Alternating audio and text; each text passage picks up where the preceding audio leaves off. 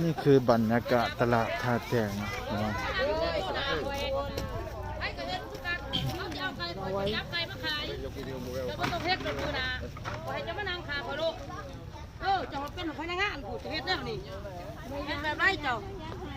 เฮ้ยเด็กเขาจะมาเอาไก่เขาจับมาขายใช้ตัวหนายังมานั่งขาเขาลูกแล้วหนามานั่งน้ำกันเด้อบ่ต้องเฮ็ดแน่นอนบ่จบทุกคนคือจะได้เงินคือกันบอกอย่าเฮ็ดโดดเสียนาจะอย่าเฮ็ดเสียนาจะอย่าเฮ็ด